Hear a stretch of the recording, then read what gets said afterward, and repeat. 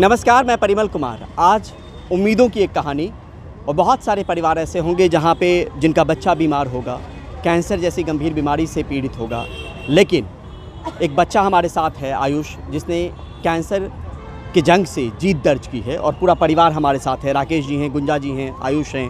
उन लोगों से, तमाम लोगों से बात करने की कोशिश करेंगे। पहले राकेश जी, आपसे बहुत बहुत शुक्रिया कि डॉक्टर इसी से बात करने के लिए। जी बोलिए। बेटे के बारे में कब पता चला था कि गंभीर बीमारी है, कैंसर जैसी बीमारी? 4 साल पहले पता चला था। वो घर पे था, बच्चा रांची गया था, रांची पे जांच हुआ तो वहाँ से पता चला। वहाँ के ही डॉक्टर बोले कि सबसे अच्छा रहेगा आप एम्स में ले जाइए, वहाँ सबसे सूटेबल और सबसे सस्ता इलाज हो पाएगा। तो हम लोग यहाँ ले आए इमरजेंसी में। फिर इमरजेंसी से कोरोना का टाइम था, कोरोना भी उस समय इसको हो गया था, तो कोरोना का पहले इलाज हुआ, फिर इसका इलाज हुआ। लगभग 1 साल तक, 1 साल तक ना, 6 महीना तक तो मतलब कंटिन्यू इलाज चलता रहा, कीमोथेरेपी ये सब।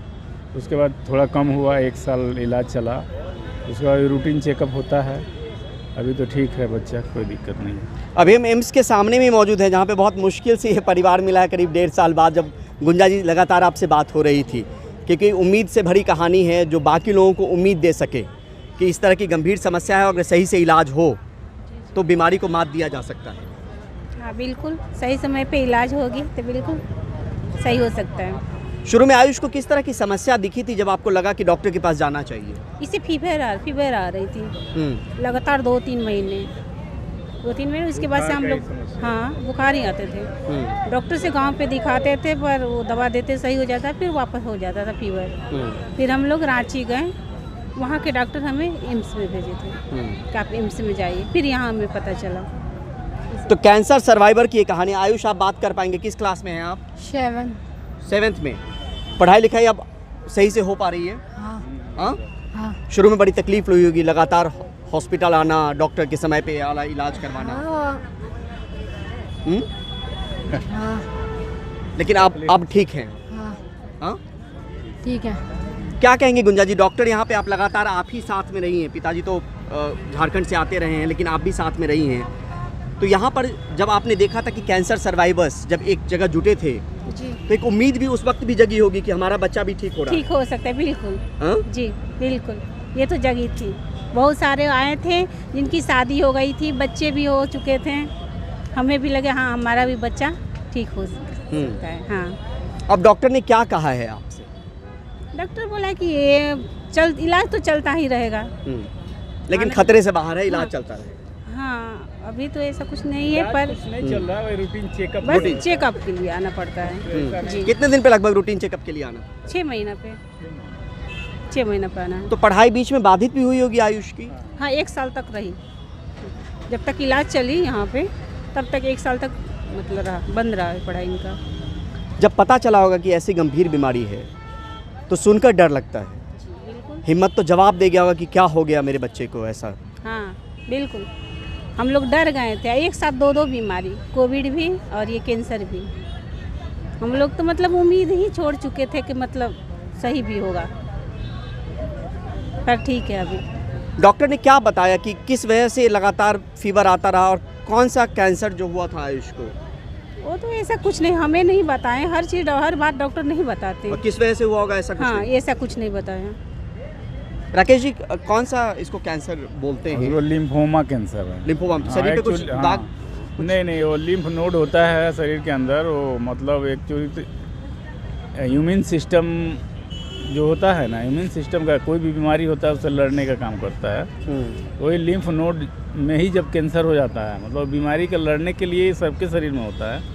तो लिम्फोमा में इसको एक नॉन हॉजकिन होता है, एक हॉजकिन होता है। तो हॉजकिन का इलाज थोड़ा इजी है, इसको नॉन हॉजकिन था। नॉन हॉजकिन का इलाज थोड़ा टफ है, तो नॉन हॉजकिन लिम्फोमा है। एक्चुअली वो ब्लड कैंसर में आता है, ब्लड कैंसर में आता है। और कहेंगे तो ह्यूमन सिस्टम का भी कैंसर है। ह्यूमन सिस्टम जिसका वीक होता है। क्या कहेंगे, मतलब नाउमीदी से एक उम्मीद मिली, एम्स ने एक उम्मीद दिया। हाँ, देखिए इतना तो है कि एम्स में हम लोग इलाज करवाए तो बहुत सस्ता और बहुत इजीली इलाज हुआ। बाहर अगर और सही इलाज हो पाए, बहुत बाहर कराते तो बहुत ज़्यादा पैसा भी लगता है, पता ना सही ट्रीटमेंट होता नहीं होता, ये तो मुश्किल था। लेकिन एम्स में सबसे चीप थोड़ा भाग दौड़ होता है, बहुत ज़्यादा परेशानी होता है, यहाँ जाओ वहाँ जाओ, यहाँ चेक कराओ, रात भर दिन भर जगना पड़ता है, फिर बाहर सोना ही पड़ता है। लेकिन ये है कि यहाँ सबसे सस्ता और सबसे अच्छा इलाज हुआ। ऐसे पेरेंट्स को क्या कहेंगे, ऐसे माता पिता को क्या कहेंगे जिनके बच्चे को इस तरह की गंभीर बीमारी है और वो एक तरह से नहीं होता है नाउमीदी हाथ लग गई, ये क्या हो गया, उनको क्या कहेंगे? होने वाला तो जो ऊपर वाला लिखा होगा वही होगा, लेकिन अपने तरफ से हम कहेंगे कि कोशिश करते रहना चाहिए।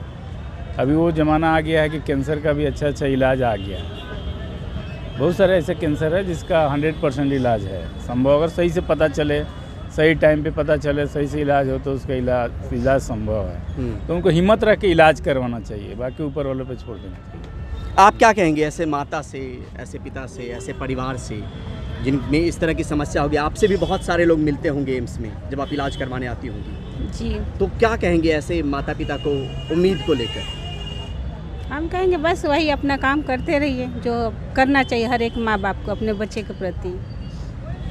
ठीक हो जाए, बाकी जो भगवान के हाथ में वो तो भगवान करेंगे ही।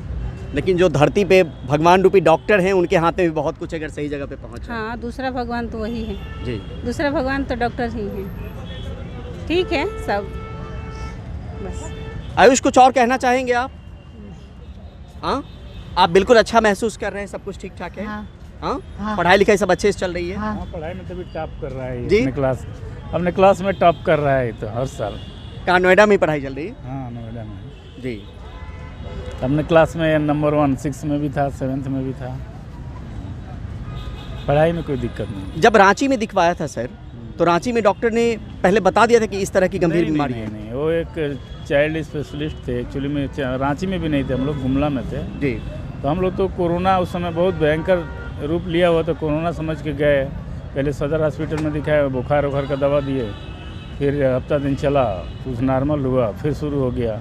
तो फिर एक चाइल्ड स्पेशलिस्ट थे, उनके पास ले गए, तो उनसे हम बोले कि कोरोना वगैरह लग रहा है कि हो गया है। तो बोल रहे हैं कि 1 हफ्ता 10 दिन से कोरोना ही रहेगा।